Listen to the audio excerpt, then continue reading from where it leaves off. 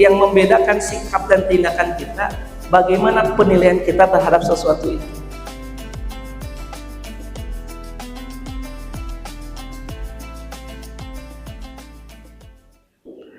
Alhamdulillahilladzi hadana li hada wa ma kunna linahtadiya laula an hadanallah wa asyhadu an la ilaha illallah wahdahu la syarikalah wa asyhadu anna Muhammadan abduhu wa rasuluhu alladzi la nabiyya ba'da amma ba'du. Bapak-bapak ibu iman rahimakumullah, ada ibu juga ya. Alhamdulillah.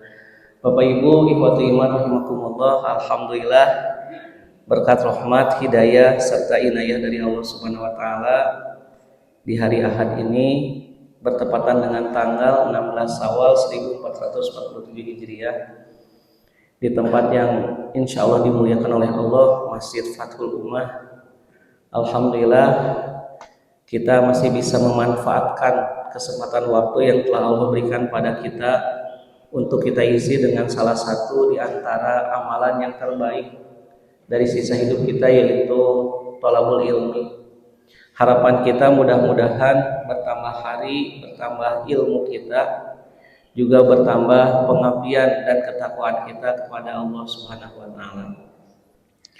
Serta mudah-mudahan setiap hari pada subuh kita memohon dan berdoa kepada Allah agar kita digolongkan ke dalam golongan umat Rasulullah SAW yang mendapatkan bagian dari doa beliau kepada umatnya. Karena setiap ba'da subuh Rasulullah senantiasa mendoakan umatnya, Bapak Ibu. Beliau selalu mendoakan, Allahumma ya Allah barik, berikanlah keberkahan. Berkah itu artinya kebaikan yang melimpah, kebaikan yang terus menerus, yang ujungnya kalau di dunia adalah husnul khatimah, kalau di akhirat Allah akan masukkan ke dalam surga Firdaus. Untuk siapa Nabi mendoakan keberkahan ini? Beliau secara khusus li ummati, untuk umatku. Hanya pertanyaannya, apakah semua umatnya mendapatkan doa Nabi? Nah ternyata tidak, Bapak Ibu. Kenapa? Karena lebih khusus lagi Nabi mendoakannya fi bukuriha. Umatku yang mana? Umatku yang senantiasa menghidupkan, memakmurkan waktu subuh dengan sholat subuh berjamaah, berzikir, berdoa, beristighfar, dan termasuk tadabbur Al-Quran dan Al-Hadis. Mudah-mudahan kita tergolong umat Nabi yang istiqomah setiap hari sampai kita meninggal dunia memakmurkan waktu subuh ini. Bapak Ibu, saya izin berdiri ya supaya lebih interaktif. Masya Allah. Alhamdulillah, ini mungkin pertemuan pertama Bapak Ibu ya, saya bisa bersilaturahmi dengan Bapak Ibu jamaah Masjid Fathul Ummah. Mudah-mudahan silaturahmi kita tidak hanya bertemu di dunia, tapi mudah-mudahan Allah silaturahmikan pula kita nanti di surganya insya Allah.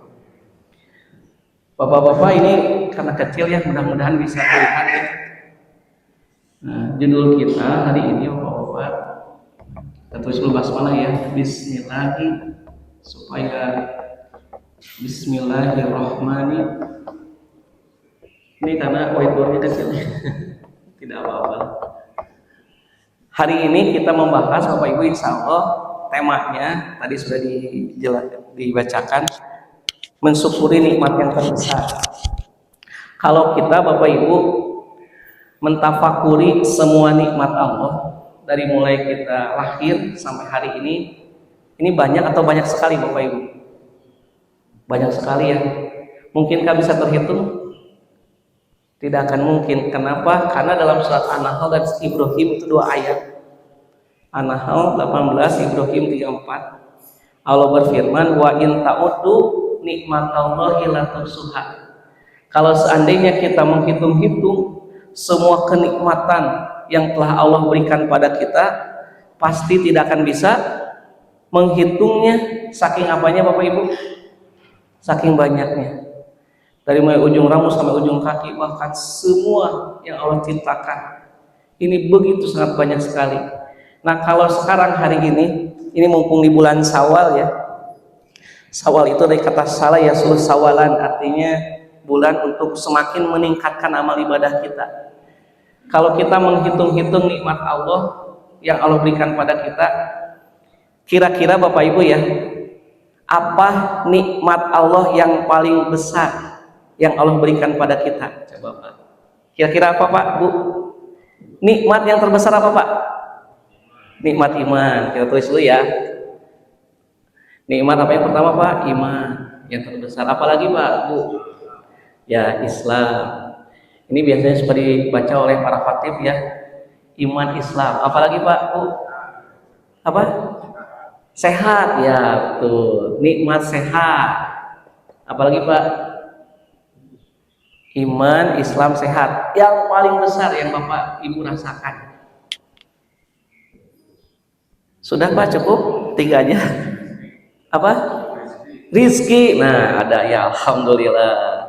Nikmat rizki, diberi rizki yang melimpah, yang tidak terhitung. Apalagi Pak? Nikmat apa Pak? Umur, ya, usia ya. Diberikan kita usia, itu termasuk nikmat yang besar, umur.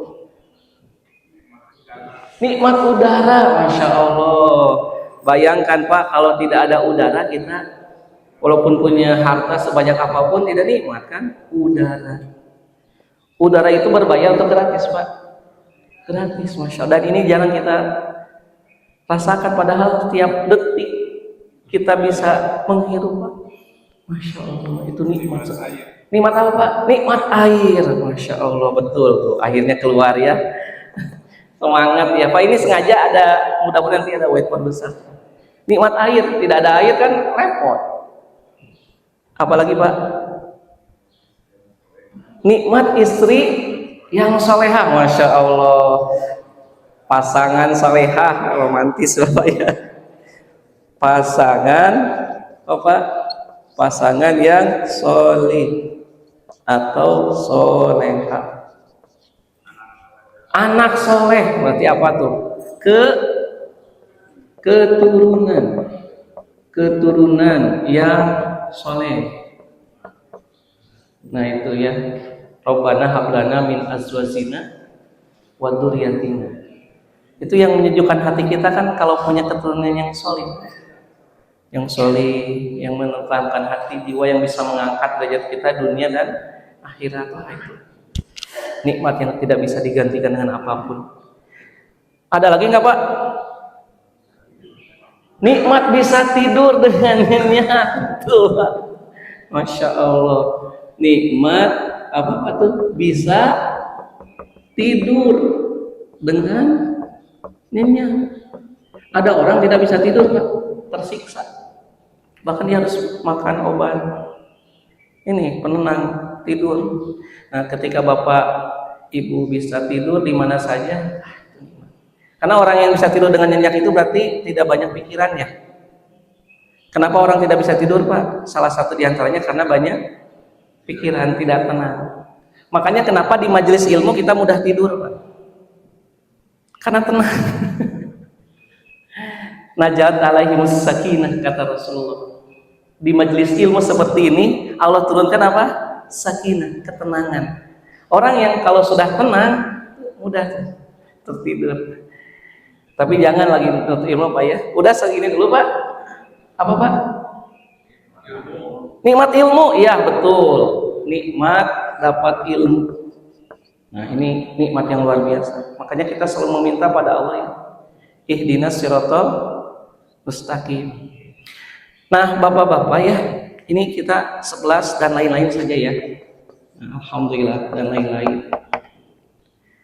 Dari sekian yang kita sebutkan, sebenarnya yang paling mengetahui nikmat yang terbesar itu adalah Allah Subhanahu wa taala kan, Sang Maha Pemberi nikmat. Makanya nanti salah satu di antara Asmaul Husna itu Pak Al-Mun'im. Allah itu Maha Pemberi nikmat. Maka yang paling mengetahui nikmat apa yang terbesar tentu adalah Allah Subhanahu wa taala. Ustaz, kenapa harus dijelaskan apa saja nikmat yang terbesar? Karena nanti sikap kita akan berbeda, Pak. Kalau kita mengetahui bahwa ini nikmat yang terbesar, sikap dan tindakan kita akan berbeda. Contoh gini ya, Pak ya. Kalau Bapak pulang dari Masjid Fathul Ummah ini, nanti di tengah jalan terus Bapak menemukan batu sebesar kepalan tangan saya ini. Apa sikap Bapak, Pak? Di jalan, Bapak lagi jalan, di tengah jalan itu ada batu sebesar kepalan tangan, sikap Bapak apa dan Ibu? Disingkirkan. Nah, ini batu pasti disingkirkan kan? Tapi beda lagi halnya ketika Bapak dan Ibu berjalan pulang dari sini ke rumah, tiba-tiba di tengah jalan itu ada emas sebesar kepalan tangan, gimana sikap Bapak? Gimana Pak sikapnya Pak? Sama atau beda? Ibu mau langsung diambil, sebesar kepalan tangan. Beda sikap, kenapa? Karena ada nilai yang berbeda. Kalau batu itu kan tidak bernilai dalam pikiran kita ya, tapi kalau emas bernilai. Karena dia bernilai dan punya value, punya nilai yang berharga, maka sikapnya berbeda, diambil. Sudah diambil, dilemparkan atau dibawa ke rumah Pak? Dibungkus ya. Kenapa ada nilai ini? Nah demikian pula Pak dengan kita sekarang akan membahas, karena nanti yang membedakan sikap dan tindakan kita, bagaimana penilaian kita terhadap sesuatu itu. Nah Bapak Ibu, ternyata nikmat yang terbesar ini yang jarang kita sadari. Dalam Al-Quran itu ada namanya surat yang oleh Allah disebutkan sebagai Arusul Quran. Jadi kan kalau surat Yasin itu, jadi setiap surat itu Bapak Ibu punya banyak nama. Seperti Al-Fatihah saja nanti ada 12 nama. Misalkan surat Yasin, nama lainnya adalah jantungnya Al-Quran, Qalbul Quran. Nah ada surat namanya itu adalah pengantin Al-Quran. Kira-kira Bapak Ibu surat apa nih? Ar-Rahman, Masya Allah, ahsantum jamil. Yang senang Pak kalau orang Arab bilang bagus itu ahsantum jamil. Itu syekh di Arab tuh. Surat apa Pak? Ar-Rahman ya? Kita hapus dulu ya. Nah surat yang dalam Quran disebutnya Arusul Quran. Nama lainnya surat Ar-Rahman itu adalah pengantin Al-Quran. Kenapa disebut pengantin Quran Pak Bu? Karena 33 kali terulang kata apa Bapak Ibu? Masya Allah, hafidah semua ya. Fabi ayyi ala'i rabbikuma tukadziban. Maka terhadap nikmat mana lagi kah yang akan kau dustakan? Artinya apa? 33 kali Allah mengulang ayat itu menunjukkan bahwa surat Ar-Rahman itu menjelaskan tentang satu apa Bapak Ibu? Nikmat. Jadi Ar-Rahman itu menjelaskan tentang nikmat Allah, dari mulai nikmat yang ada di dunia sampai nanti nikmat yang ada di akhirat. Semuanya dijelaskan secara lengkap tentang nikmat Allah itu dalam surat apa? Ar-Rahman. Makanya kenapa disebut Arusul Quran? Karena pengantin Quran. Bapak Ibu kalau mendengar kata pengantin, sesuatu yang membahagiakan atau sesuatu yang menakutkan Pak? Bahagia ya Bu ya. Pengantin itu pasti undangan pernikahan, senang. Yang diundangnya senang, yang mengundangnya senang, yang nikahnya senang. Beda dengan undangan kematian. Kalau undangan pengantin, semuanya senang sekali. Kenapa? Karena di situ dibicarakan tentang semua kenikmatan. Bapak Ibu kita lihat ya. Kenapa lihat? Surat pertamanya apa Pak? Ayat pertamanya Ar-Rahman. Ar-Rahman. Ayat yang dimulai dengan Asmaul Husna yang Maha Pengasih. Kasihnya tak terbatas tanpa pilih-pilih. Ar-Rahman. Sebagaimana kita membaca basmalah Bismillahirrahmanirrahim. Ayat yang keduanya apa Pak? Nah, lihat Pak ya. Kita pelan-pelan saja. Allamal Quran. Allamal Quran. Ayat ketiganya Khalaqal Insan. Khalaqal insan. Allah lah yang telah menciptakan apa? Manusia. Bapak Ibu kita perhatikan nih, Ar-Rahman, Allah yang Maha Pengasih. Allamal Quran. Allah lah yang mengajarkan Al-Quran. Khalaqal insan, dan Allah lah yang menciptakan siapa Bapak Ibu? Manusia. Bapak Ibu gini ya. Di dalam ilmu bahasa termasuk bahasa Arab. Jadi kami ini kalau saya selalu pembahasan itu enaknya kajiannya dengan bahasa Arab karena S1 Di UPI jurusan bahasa Arab, S2 S3-nya juga sama di UI jurusan bahasa Arab. Nah, Bapak Ibu, kalau dalam ilmu bahasa termasuk bahasa Arab itu ada yang disebut dengan jabatan, Pak. Jabatan kata kita itu kan subjek, yang kedua apa, Pak? Predikat, terus objek kan? Yang terakhir apa? Keterangan, yang disingkat SVOK ya. Contoh misalkan Pak Ahmad membaca Al-Quran di mana, Pak? Sahih, di masjid.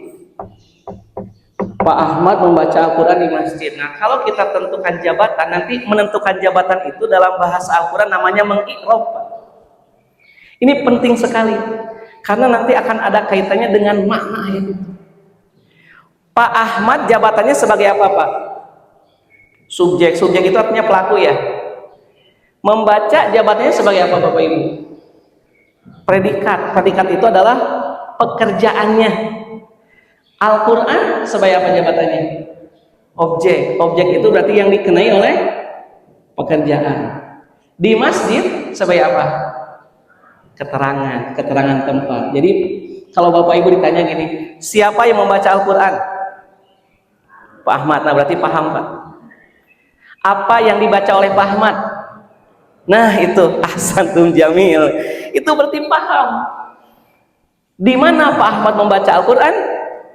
Masya Allah. Itu jadi berarti kita paham dengan apa yang dibaca. Dan ini kita belum masuk ke Qurannya ya. Nah, berarti Pak Ahmad sebagai subjek. Nah, gini Bapak Ibu. Dalam ilmu bahasa Indonesia termasuk bahasa Arab, yang namanya objek diletakkannya sesudah atau sebelum subjek? Sesudah. Pasti yang pertama disebut itu subjek dulu atau objek dulu?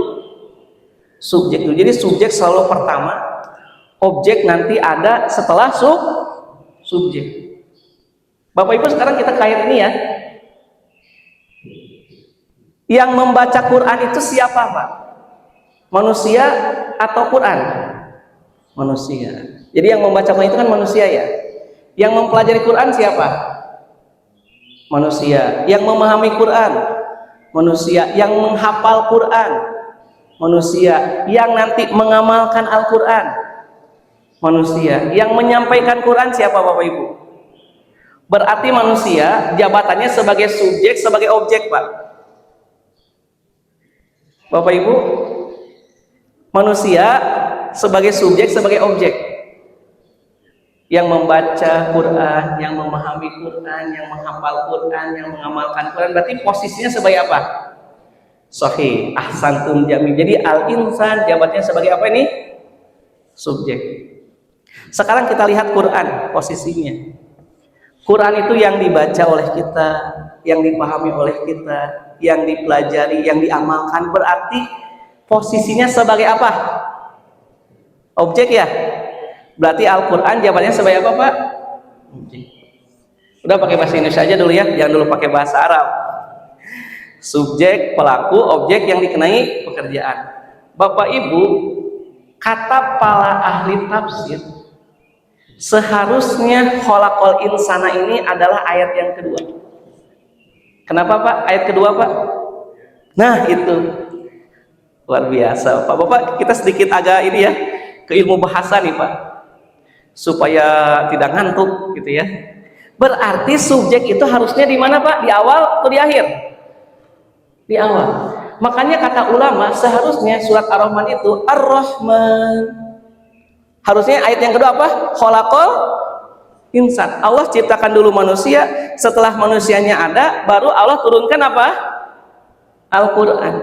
Tapi ternyata Bapak Ibu, ayat yang kedua apa? Alamal Quran. Allah lah yang mengajarkan Al-Quran. Manusianya sudah ada belum? Pak, Bu? Ketika Allah menyatakan Ar-Rahman, Allamal Quran, Allah lah yang mengajarkan Quran. Manusianya sudah ada belum? Belum ada, betul Pak. Manusia belum ada, tapi Al-Qurannya sudah ada. Masya Allah. Berarti ayat ini benar atau benar sekali, Pak? Ini berbeda dengan ilmu bahasa Arab ya. Kalau dalam kajian ilmu bahasa Arab harusnya subjek dulu baru objek. Ini malah objek dulu Pak disebutkannya. Nah, inilah yang disebut dengan i'jazul Quran. Kemukjizatan apa? Al-Quran. Nanti kadang-kadang dalam Al-Quran itu Bapak Ibu ada objek yang didahulukan daripada subjeknya. Apa Bapak Ibu maknanya? Seharusnya manusia dulu, baru nanti setelah manusia diciptakan baru ada Al-Quran. Tapi di dalam surat Ar-Rahman, Ar-Rahman langsung Allah menyatakan apa-apa? Allamal Quran. Allah lah yang mengajarkan Al-Quran. Ini kata para ahli tafsir, baik dalam tafsir Ibnu Katsir, Al-Maraghi, termasuk tafsir Al-Munir, Wahwa Zuhairi yang 15 jilid yang sekarang kontemporer itu. Para ulama menjelaskan disebutkannya Al-Quran lebih dulu daripada manusia, padahal manusia sebagai subjek itu menunjukkan bahwa Quranlah nikmat yang paling besar. Masya Allah. Kan ini semua nikmat ada ya, nanti ada nikmat antara langit dan bumi, antara marajal bahraini yaltaqiyan yakhruju minhuma lu'lu wal marjan. Itu di dalam surat Ar-Rahman disebutkan. Tapi kenapa Allah sebelum menyebutkan yang lain yang disebut oleh Allah apa Pak? Al-Quran itu menjadi isyarat bahwa Quran itulah nikmat yang paling besar. Jadi Bapak Ibu, sekarang kita harus punya ilmu bahwa Quran itu nikmat yang paling besar dibandingkan dengan nikmat apapun. Lalu kenapa baru disebut manusia? Ini maknanya adalah manusia itu hidupnya akan sia-sia, bahkan tidak punya nilai kalau selama hidupnya dia tidak mempelajari Al-Quran.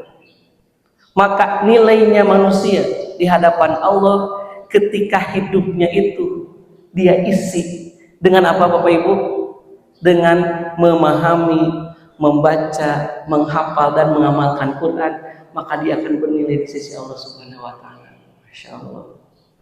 Jadi manusia bernilai bukan karena dunia, tapi manusia akan bernilai karena apa? Karena ada Al-Quran. Maka semakin banyak Al-Quran dalam hati kita, lalu kita amalkan, maka kita akan semakin menjadi orang yang mulia. Al-Quran hujjatun laka aw alaika.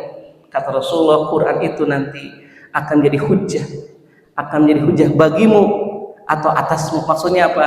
Quran itu kalau kita pelajari, kita hafalkan, kita amalkan dalam kehidupan kita sehari-hari, maka dialah yang akan menyelamatkan kita jadi syafaat nanti pada hari kiamat.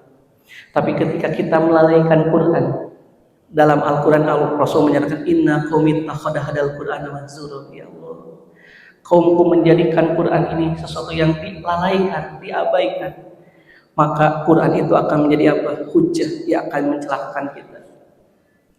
Nah Bapak Ibu, kita sekarang sudah punya ilmunya bahwa nikmat yang paling besar itu apa Bapak Ibu? Al-Quran ya. Bahkan kalau dibandingkan dunia dan isinya lebih bernilai mana Pak? Al-Quran. Nah sekarang gini Pak ya, ini kalau mudah-mudahan cukup ilmunya. Bapak Ibu jujur ya, jujur nih. Kalau di sebelah kanan saya ada Al-Quran, di sebelah kiri ada emas 100 kilo, Bapak Ibu milih mana? Sekali lagi Pak. Di sebelah kanan Quran, sebelah kiri emas 100 kilo. 100 kilo itu berapa kalau dirupiahkan ya? 1 gram berapa juta Bu sekarang Bu? Berapa Pak? 3 juta setengah. 1 gram 3 juta. 1 kilo teh berapa gram? 100 1000 gram berarti 3 kali 1000 3 M ya? Ya 3,5 M 1 kilo. Sekarang ada 100 kilo. Wah, sok Pak, mana? Milih mana? Bapak jujur. Milih emas. Ya gitulah, udahlah jujur aja. Ustaz, saya milih emas 100 kilo. Masya Allah. Padahal tadi gini ya Pak ya. Nih Pak, ini nggak apa-apa dihapus Pak, supaya seru ya. Ini kita Pak nanti, ya nggak apa-apa. Apa-apa Pak, harus jujur. Gini Bapak Ibu, nikmat itu ada 3 Pak. Nikmat itu nanti Bapak Ibu akan sampai pada satu kesimpulan, saya harus milik Quran. Nah, gitu. Nikmat itu ada 3. Yang pertama Pak ya, ada 3 macam apa Pak? 3 macam nikmat. Ini kita baru mau mukadimah ya Bapak Ibu ya. 3 macam nikmat nih Pak. Kita sampai jam berapa ya? Oh, sampai subuh. Sekarang jam 6 lebih berapa? Oh, setengah jam lagi ya. Siapa? Setengah jam lagi ya Pak ya. Yang pertama ada nikmat namanya nikmat jasadiyah Pak. Nah, jasadiyah. Yang kedua ada nikmat namanya nikmat akliyah. Nikmat jasadiyah itu apa? Nikmat jasad itu adalah semua kenikmatan yang dirasakan nikmatnya oleh jasad kita. Kalau nikmat akliyah, kenikmatannya itu dirasakannya bukan oleh jasad, tapi dengan apa? Dengan akal, dengan ilmu kita. Contoh gini ya Pak ya. Nih, sebelum kita ke Quran ya. Kalau Bapak Ibu diberi pilihan, misalkan ada anak kecil 3 tahun usianya. 3 tahun anak kecil, usia berapa Bapak Ibu? 3 tahun. Diberi pilihan, di sebelah kanan ada satu kresek penuh, isinya itu coklat, permen, es krim. Coklat, permen, es krim. Sebelah kanan. Di sebelah kiri emas 100 kilo. Kira-kira anak kecil 3 tahun milih mana Pak? Hah? Mungkin 3 tahun. Anak kecil 3 tahun milih mana? Enggak, ini mah dia sendiri yang milih. Dek, ini anak kecil 3 tahun nih. Ini ada es krim, permen, coklat. Ini ada emas 100 kilo. Kira-kira dia milih mana Pak? Milih ini ya Bu ya. Karena pas lihat emas yang kuning terus dia apa? Gigit. Ah, ini mah pahit, nggak enak. Dia lempar tuh Pak. Saya nggak butuh ini. Yang dia butuhkan apa? Yang dia bisa makan. Pertanyaannya, kenapa dia malah lebih memilih ini Pak? Lebih memilih emas, es krim, coklat sama permen. Kenapa lebih memilih ini? Atau kue lah, tambah satu lagi ya. Kenapa? Karena ilmunya baru apa yang disebut nikmat itu hanya apa yang bisa nah itu. Jadi dalam pandangan anak kecil usia 3 tahun atau 2 tahun, yang namanya nikmat itu bagi dia adalah sesuatu yang bisa dimakan. Kalau tidak bisa dimakan, maka itu bukan kenikmatan. Itu Pak. Nah, itulah yang pertama namanya nikmat apa? Jasadiyah. Binatang pun sama. Jadi bagi binatang itu yang disebut nikmat itu apa yang bisa dimakan. Sok Bapak Ibu kasih kambing 1 kilo emas, dimakan nggak? Seneng nggak? Tidak. Tapi kalau dikasih rumput, seneng nggak? Seneng Pak. Pada rumput tuh, wah seneng. Kenapa? Karena baru pada tingkat nikmat yang pertama, yaitu nikmat apa Pak? Jasadiyah. Nanti si anak kecil yang 3 tahun ini dia belajar TK, SD, kemudian SMP, SMA, sampai kuliah, sampai menjadi bapak dan ibu sekarang usianya. Nah, diberikan pilihan yang sama seperti ketika dia berusia berapa? 3 tahun. Sok sekarang milih mana? Coklat, es krim, permen, sama kue, atau milih emas 100 kilo Pak? Nah, kenapa jadi beda pilihannya? Padahal sama yang diberikannya, tapi pilihannya berbeda. Apa yang menyebabkannya Bapak Ibu?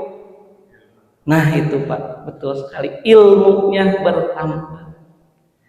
Maka sekarang ukurannya yang disebut nikmat bukan lagi berdasarkan apa? Jasad. Tapi nikmatnya sudah berdasarkan apa? Akalnya. Berdasarkan ilmunya. Semakin tinggi seseorang keilmuannya, maka bagi dia yang disebut nikmat bukan hanya apa yang bisa dimakan, tapi di balik emas itu dia bisa membuat pabrik permen, pabrik coklat, pabrik apa-apa, pabrik kue dengan apa? Dengan emas. Walaupun tidak bisa dimakan, tapi manfaatnya lebih besar tidak Pak? Lebih besar. Apa yang menyebabkan sekarang beda pilihannya? Karena nah itu Pak, ilmu. Nah inilah yang kemudian yang membedakan manusia dengan binatang. Binatang itu tidak diberikan akal oleh Allah, sehingga kambing zaman Nabi Adam dengan kambing zaman sekarang sama atau beda? Sama, begitu aja kambing. Nggak ada zaman, tapi manusia dulu tidak ada pesawat terbang, sekarang ada. Mungkin dulu orang tua kita, nenek moyang kita ibadah haji atau umroh itu bisa sampai 6 bulan, tapi sekarang Bapak Ibu dengan akalnya hanya dalam waktu 9 jam, bahkan 8 jam, cepat sekali. Perjalanan mungkin dari Bandung ke Jakarta dulu kan bisa berjam-jam, sekarang kan hanya hitungan menit, 30 menit pakai bus. Dengan apa Bapak Ibu? Nah ini nikmat akliyah. Ada yang terakhir Pak, jam berapa sekarang ya? Oh 41 ya. Ada yang terakhir apa Bapak Ibu? Kalau hanya nikmat akliyah saja, ini kenikmatan yang hanya dirasa di dunia. Tapi manusia itu bukan hanya ingin selamat dunia kan, tapi ingin selamat dunia juga akhirat. Karena hidup kita bukan hanya untuk di dunia. Makanya nanti dalam surat Al-Baqarah ada perbedaan doa orang kafir dengan orang muslim. Kalau orang muslim apa doanya Pak? Rabbana atina fid dunya. Sampai situ saja atau diteruskan? Diteruskan. Wa fil akhirati hasanah, baru wa qina adzabannar. Tapi bagi orang kafir Rabbana atina fid dunya hanya sampai situ titik aja. Ya Allah berikanlah saya kebahagiaan di dunia, tapi kata Allah wa ma lahu fil akhirati min khalaq. Dia tidak mendapatkan apapun kebahagiaan nanti di akhirat. Kenapa? Karena dia hanya mencari dan mengejar kebahagiaan di dunia saja. Nah makanya nanti Bapak Ibu ada nikmat yang ketiga. Nikmat apa Bapak Ibu? Nikmat, kata para ulama, imaniyah. Imaniyah atau bahasa tauhid ruhi, nikmat ruhiyah. Nikmatnya bukan karena akal, tapi nikmat yang dirasakan oleh apa? Oleh iman kita, oleh keimanan Pak. Maka nanti Bapak Ibu, kalau kita sudah sampai pada tahap ini, nikmat imaniyah, maka Al-Quran itu lebih bernilai daripada dunia beserta isinya. Sampai orang kafir dalam Quran nanti Bapak Ibu bisa baca, kalau seandainya mereka punya harta sebanyak seluas langit dan bumi, harta berupa emas, lalu disodorkan kepada Allah agar mereka tidak disiksa, bisa tidak Bapak Ibu? Tidak bisa. Tidak akan bermanfaat walaupun dia punya harta sebanyak langit dan bumi, kemudian Malik disobok gitu ya, supaya dia tidak disiksa, bisa tidak? Nggak bisa. Tidak akan bermanfaat. Maka inilah yang terjadi pada Qarun. Qarun itu hartanya banyak banget Pak, banyak banget, tapi dia iman pada Allah tidak? Tidak ada. Maka dalam Quran dia tidak disebut orang yang mendapatkan kenikmatan. Kenapa? Karena tidak dapat hidayah. Jadi yang mahal itu Pak, ketika Allah menunjukkan hati kita kepada apa? Kepada Al-Quran. Ini apa yang mahal itu? Inilah yang setiap hari, setiap saat kita minta pada Allah. Bapak Ibu dalam doa ya, kalau ada waktu kita bahas Al-Fatihah. Iyyaka na'budu wa iyyaka nasta'in. Ya Allah, hanya padamu kami beribadah. Wa iyyaka nasta'in, dan hanya padamu kami meminta, memohon. Bapak Ibu minimal berapa kali kita membaca doa ini dalam sholat wajib? 17 kali kan? Belum lagi nanti dalam sholat sunnah, tahajud, nanti rawatib, tahiyatul masjid, syukrul wudu, apalagi kalau bapak-bapak hari Jumat ada namanya sholat intidur. Masya Allah banyak sekali. Iyyaka na'budu wa iyyaka nasta'in. Ya Bapak Ibu, kami meminta kepadamu. Pertanyaannya, Apa permintaan yang pokok yang mesti kita minta pada Allah? Yang paling penting yang mesti kita minta pada Allah apa Bapak Ibu? Ayat selanjutnya apa? Ihdinas siratal mustaqim. Sebelum Bapak Ibu meminta dunia dan isinya, sebelum meminta apapun, permintaan yang paling utama dan pokok, bahkan Allah mengajarkannya kepada kita untuk kita baca setiap hari dalam sholat adalah ihdinas siratal mustaqim. Ya Allah, tunjukkanlah kepada kami apa Bapak Ibu? As-siratal mustaqim, jalan yang lurus. Jadi yang paling utama kita minta apa? Hidayah. Minta hidayah ini yang paling mahal. Bahkan Nabi Muhammad saja sampai menangis.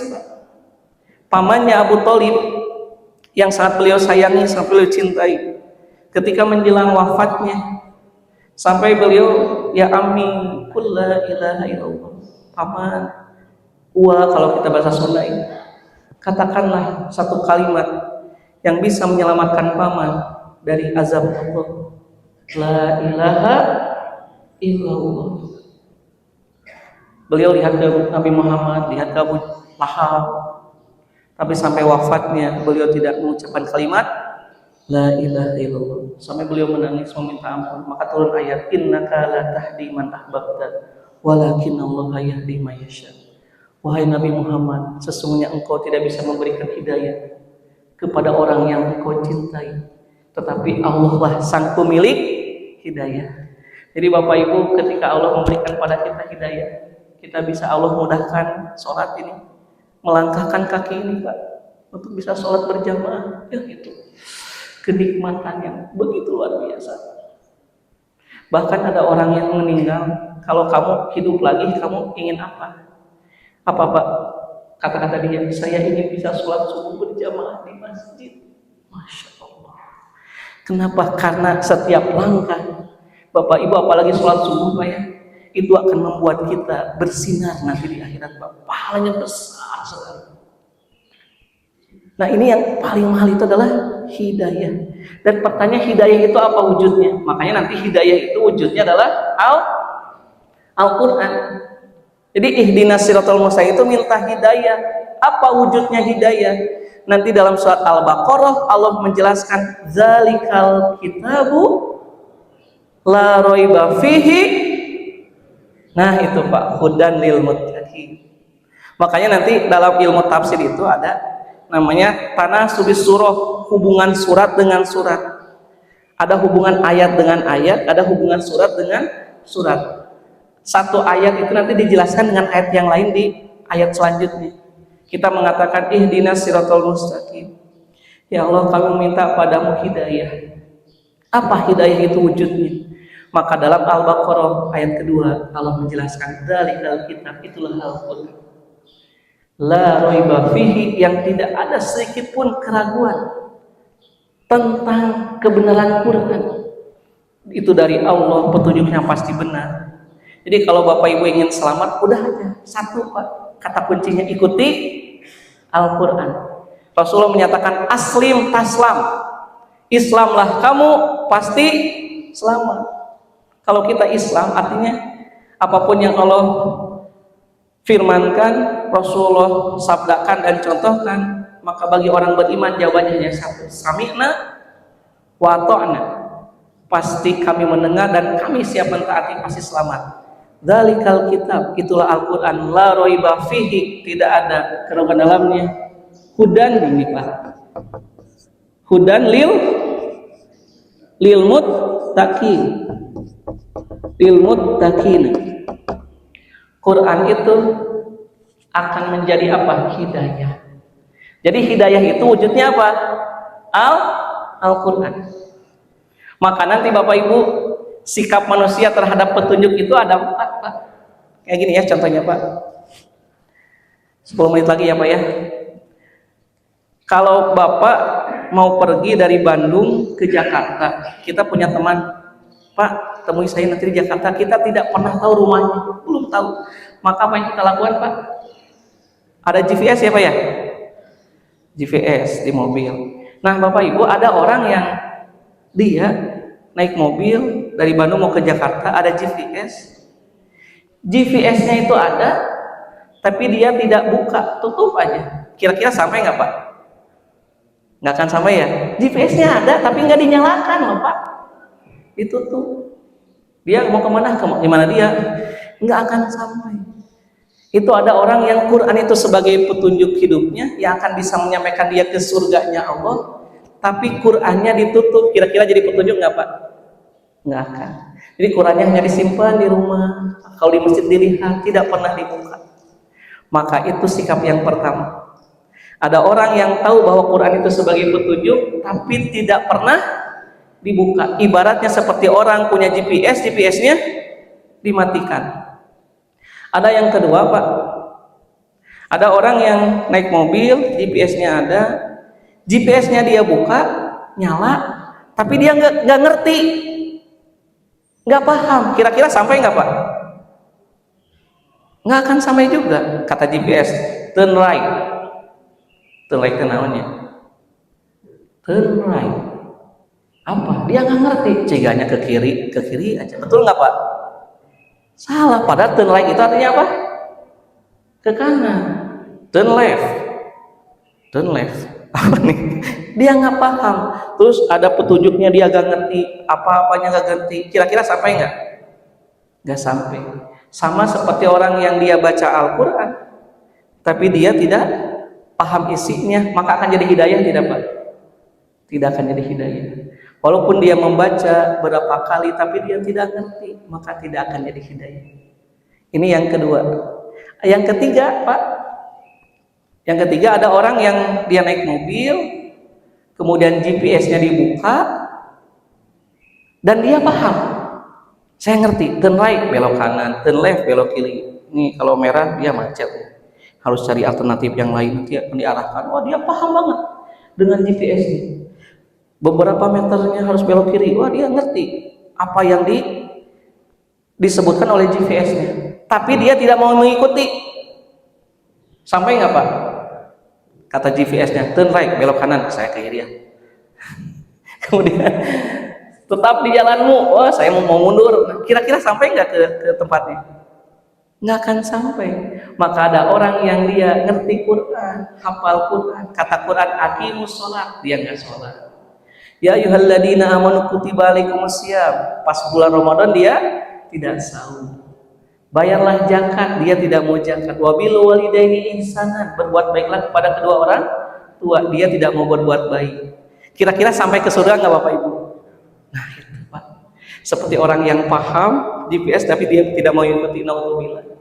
Nah mudah-mudahan kita termasuk golongan yang keempat, yang mana orang yang punya GPS-nya dibuka, dia paham dan dia ikuti. Sampai nggak ke depan pintu teman kita? Sampai. Maka ketika kita ada Al-Quran yang menjadi petunjuk kita, maka kita ikuti, kita pelajari, kita pahami, sudah paham dihafalkan, maka nanti Quran itu nantilah yang akan menyampaikan kita bertemu Allah. Maka Bapak Ibu ya, Al-Quran itu adalah panduan hidup kita. Kenapa? Karena pasti benar, mustahil salah. Yang menciptakan kita siapa Bapak Ibu? Allah. Maka ketika Allah menurunkan petunjuknya, ini manusia itu harus begini nih, begini. Ini pasti akan selamat. Maka ketika ada yang membuat mobil Toyota, maka yang paling mengetahui tentang mobil Toyota siapa Pak?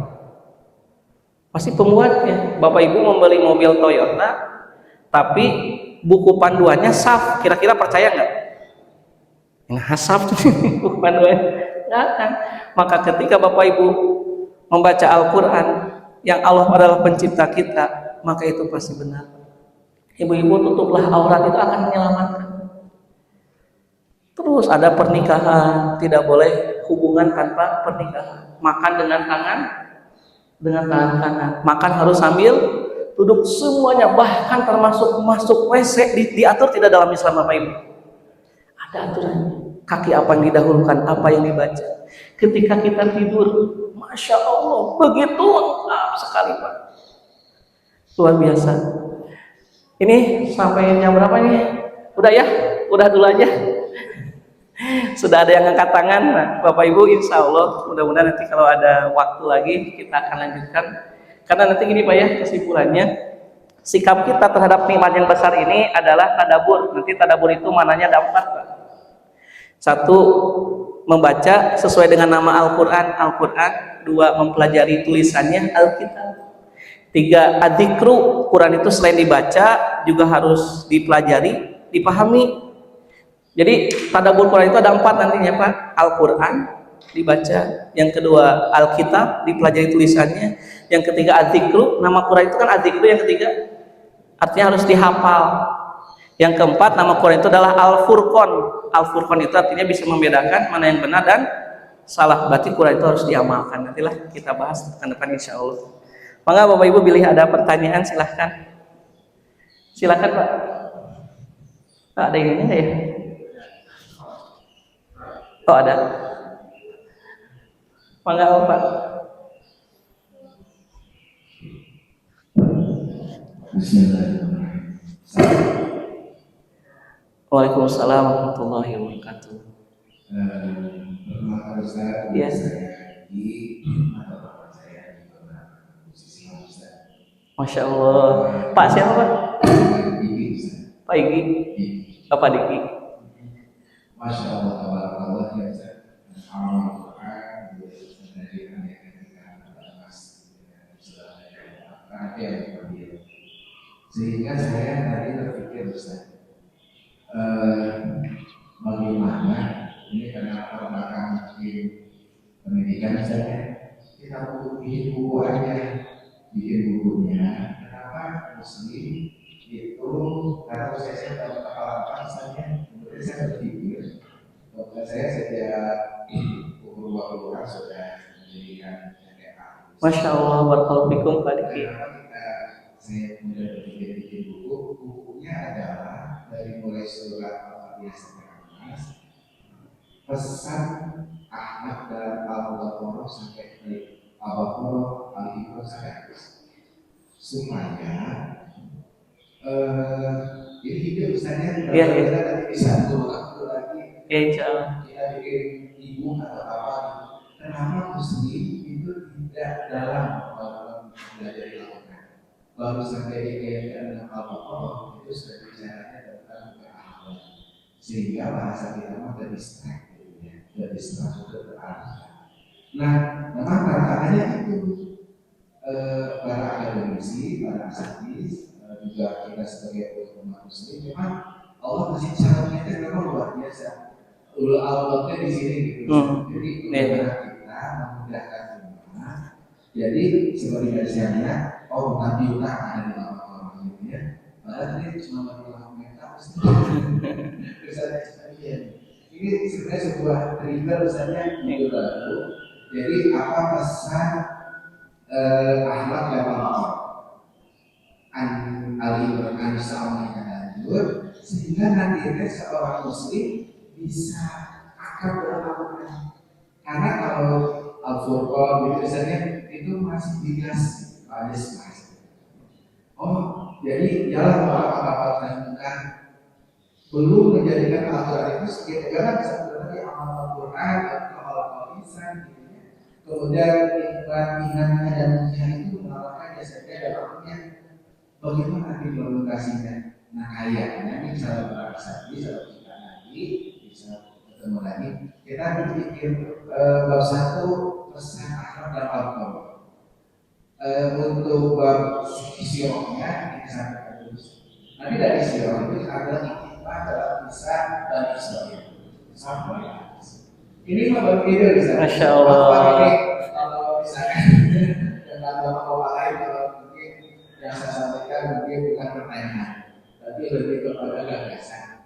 Nanti kita bikin bagaimana berarti temanya sampailah nanti kepada umat dalam bulan 10 tahun lagi, bagaimana ini kita sebutkan tahu sebenarnya.